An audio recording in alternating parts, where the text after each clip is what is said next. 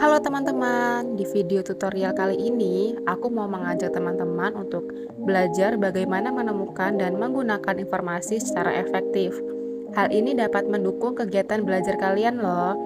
Video kali ini akan menjelaskan tentang evaluasi informasi. Dalam evaluasi informasi ada step by step yang harus dipahami loh. Jadi, gimana sih cara evaluasi informasi dengan baik dan benar? Untuk dapat memahaminya, simak video berikut ini ya teman-teman. Apa sih evaluasi informasi itu? Jadi, evaluasi informasi adalah mengevaluasi informasi beserta sumbernya dan meliputi analisis mulai dari sumber sampai ke isi informasinya dan juga dampak terhadap penerima informasi. Evaluasi sendiri dilakukan karena banyaknya sampah informasi yang beredar, terutama informasi yang tersebar di internet. Kenapa sih kita harus melakukan kegiatan evaluasi informasi? Di era information overload, pada saat ini, tidak semua sumber informasi memiliki kredibilitas yang jelas dan tinggi. Banyak informasi yang mungkin tidak kalian butuhkan atau tidak sesuai dengan kebutuhan informasi kalian. Untuk mendapatkan informasi yang selalu up to date, kita juga harus melakukan kegiatan evaluasi loh teman-teman. Selain itu, kita perlu melakukan evaluasi informasi agar tidak mendapatkan informasi yang menyesatkan. Dalam kegiatan evaluasi informasi kali ini, kita akan melakukan evaluasi informasi pada e-jurnal, baik nasional maupun internasional, serta pada situs web nih teman-teman. Harap disimak baik-baik ya. Yang pertama, evaluasi informasi pada e-jurnal. Terdapat 5 tahapan yang perlu teman-teman lakukan untuk mengukur kelayakan dan kualitas artikel jurnal. Pertama, peer reviewed. Untuk mendapatkan informasi yang jelas dan kredibel, teman-teman harus memperhatikan jurnal yang tersedia. Apakah sudah ditinjau atau direview oleh para ahli dalam bidang topik jurnal tersebut atau belum? Jika artikel yang telah teman-teman dapatkan telah mengalami proses peer reviewed, teman-teman bisa menggunakan artikel jurnal tersebut sebagai sumber informasi. Namun, jika belum, sebaiknya jangan digunakan ya, karena artikel jurnal yang telah menjalani proses review memiliki nilai yang lebih tinggi dibandingkan dengan artikel jurnal yang sama sekali tidak ditinjau sama sekali. Kedua, author dan authority. Teman-teman harus memperhatikan latar belakang dari penulis yang menulis artikel jurnal tersebut ya. Hal ini dikarenakan jika penulis tersebut telah memiliki latar belakang yang ahli atau sesuai dengan bidang topik jurnal yang ditulis, isi dari informasi tersebut dapat dipertanggungjawabkan. Ketiga, accuracy. Dalam menulis artikel jurnal, penulis biasanya akan mencantumkan kutipan guna mendukung isi dari penelitiannya. Dalam hal ini, teman-teman harus memperhatikan kutipan yang digunakan apakah sesuai dengan perspektif sumber aslinya atau tidak. Keempat, objektif.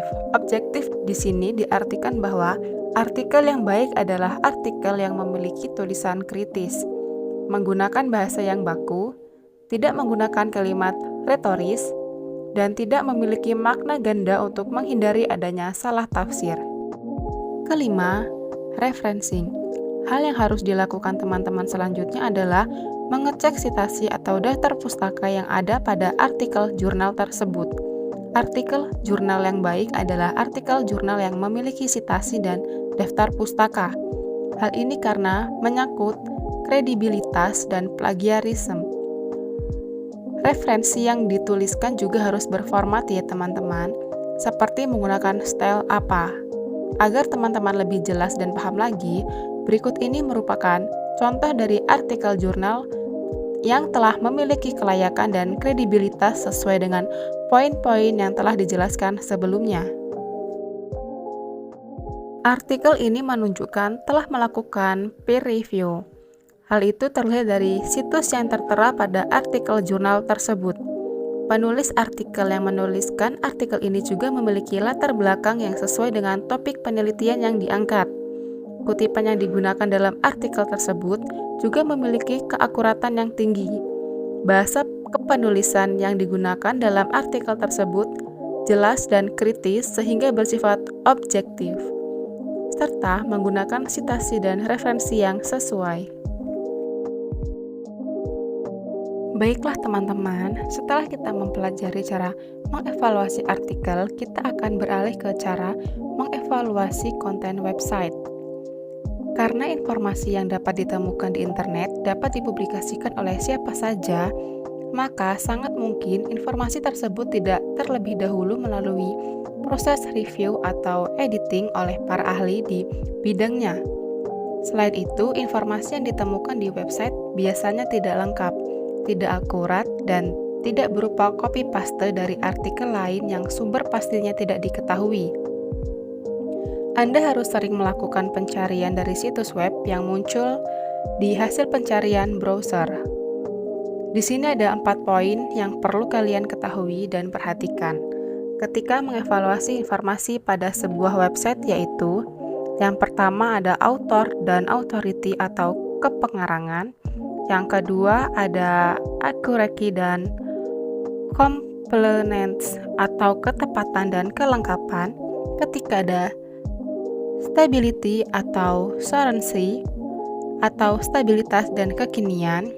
Keempat, bias, mispresentation, propaganda, dan commercial against atau bias, mempresentasi, propaganda, dan agenda komersial.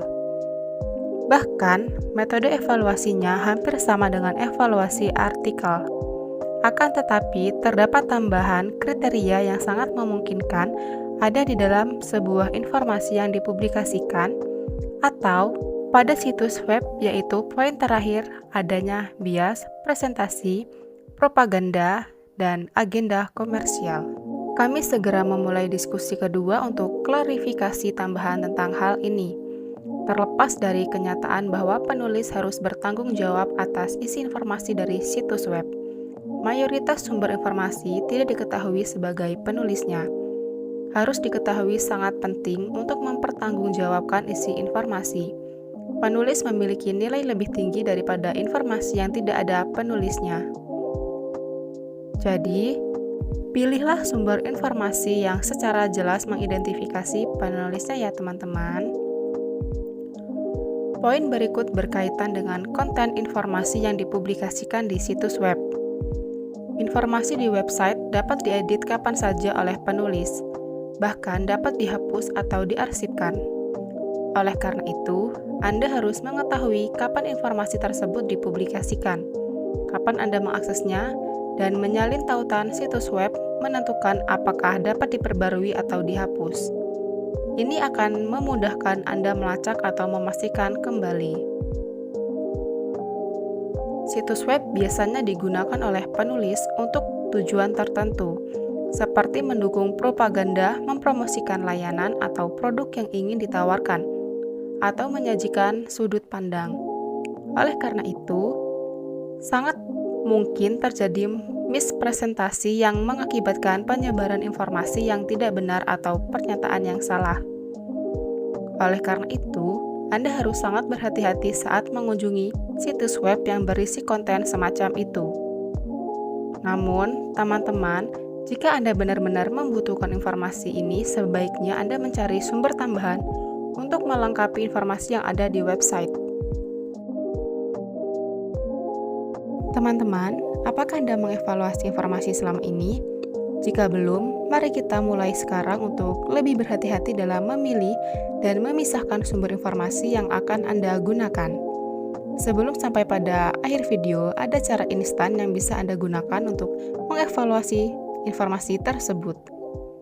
Saat melakukan pencarian informasi secara langsung, lebih mudah untuk mengevaluasi hasilnya. Metode instan terdiri dari 3 pertanyaan. Pertama, who atau siapa, yang menanyakan tentang kewenangan atau pertanggungjawaban informasi. Kedua, ada where atau di mana, yang menanyakan tentang lokasi di mana informasi itu dipublikasikan. Dan ketiga, is this information credible, yang menanyakan tentang kredibilitas informasi tersebut. Sekian penjelasan tentang proses evaluasi informasi. Apakah cukup untuk dimengerti, teman-teman? Semoga teman-teman setelah menonton video ini, Anda akan lebih mampu memilih dan mengurutkan informasi yang paling sesuai dengan kebutuhan Anda. Jangan lupa untuk mengevaluasi informasi sebelum menggunakannya. Oh ya teman-teman, perlu diingat bahwa video ini merupakan langkah ketiga dari rangkaian kegiatan mencari dan memanfaatkan informasi. Oleh karena itu, simak video berikut yang membahas tentang etika penggunaan informasi. See you on the next video guys!